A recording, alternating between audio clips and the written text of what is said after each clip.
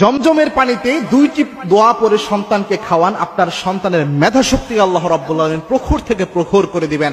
এই জমজমের পানি সাধারণ কোনো পানি নয়। ইবনে হাজার আসকালানী রাহিমাহুল্লাহ একদা জমজমের পানি খেয়েছিলেন এই নিয়তে যাতে তার স্মৃতিশক্তি হাফেজ শামসুদ্দিন জাহাবির পর্যায়ে পৌঁছে যায়।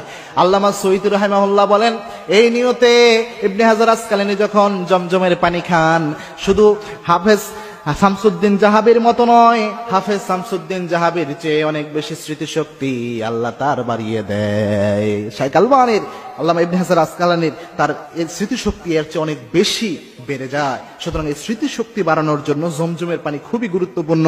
এবং কি আল্লাহর হাবিব সাল্লাল্লাহু আলাইহি ওয়াসাল্লাম জমজমের পানির ব্যাপারে বিশ্বনবী জানিয়েছেন, মা উ জমজম লিমা শুরিবালা, জমজমের পানি যে নিয়তে পান করা হয় সেই নিয়ত আল্লাহ রাব্বুল আলামিন অ্যাকসেপ্ট করে নেয়, কবুল করে নেয়। যাদের সন্তান তেমন বেশি মেধা শক্তি সম্পন্ন নয়, আপনারা চেষ্টা করবেন জমজমের পানির মধ্যে দুইটি দোয়া পরে ফু দিয়ে তাদেরকে খাওয়ানোর জন্য। একটি দোয়া যেটা বিশ্বনবী নিজে জ্ঞান বৃদ্ধির জন্য পরে ফু দিয়েছেন, বুখারী শরীফ হাদিস এসেছে, বুখারী শরীফের 143 নম্বর হাদিস। ইবনে আব্বাস রাদিয়াল্লাহু তাআলা আনহু একদা বিশ্বনবী সাল্লাল্লাহু আলাইহি ওয়াসাল্লামের কাছে আসলেন, তাকে দোয়ার জন্য নিয়ে আসা হলো। আল্লাহর হাবিব সাল্লাল্লাহু আলাইহি ওয়াসাল্লাম ইবনে আব্বাসের মাথায় হাত দিয়ে দোয়া পড়লেন, আল্লাহুম্মা ফাক্কিহু ফিদ্দীন, আল্লাহুম্মা ফাক্কিহু ফিদ্দীন। অন্য বর্ণনায় এসেছে আল্লিমহু তাওয়িল।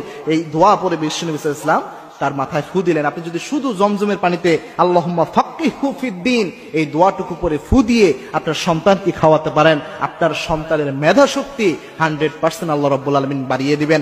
2 নাম্বার হচ্ছে মূসা আলাইহিস সালাম যে দোয়াটা করেছিলেন তার মেধাকে বাড়ানোর জন্য, যেটা সূরা তোহায় 114 নম্বর আয়াতে আল্লাহ রাব্বুল আলামিন উল্লেখ করে দিয়েছেন।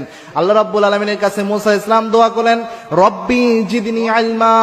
এই দোয়াটা যদি আপনি করতে পারেন, বিশ্বনবী জানিয়েছেন আপনার জ্ঞানকে আল্লাহ বাড়িয়ে দিবেন। আপনার জ্ঞান বৃদ্ধির জন্য এই দোয়াটা অনেক বেশি কার্যকরী। এবং জমজমের পানির সাথে খাবেন। এবং কি আল্লাহর হাবিব সাল্লাল্লাহু আলাইহি ওয়াসাল্লাম সব পানি বসে খেতেন, কিন্তু জমজমের পানি আল্লাহর হাবিব সাল্লাল্লাহু আলাইহি ওয়াসাল্লাম দাঁড়িয়ে খেতেন। সাহাবায়ে কেরাম প্রশ্ন করলেন, ইয়া রাসূলুল্লাহ, সকল খাবার সকল পানি তো আপনি বসে খান, জমজমের পানি কেন আপনি দাঁড়িয়ে খান? আল্লাহর হাবিব সাল্লাল্লাহু আলাইহি ওয়াসাল্লাম বললেন, লিতাজিমি আখি ইসমাইল, আমার ভাই ইসমাইলের সম্মানে আমি দাঁড়িয়ে যাই। বিশ্বনবী জমজমের পানি দাঁড়িয়ে খেতেন ইসমাইল আলাইহিস সালামের সম্মানে।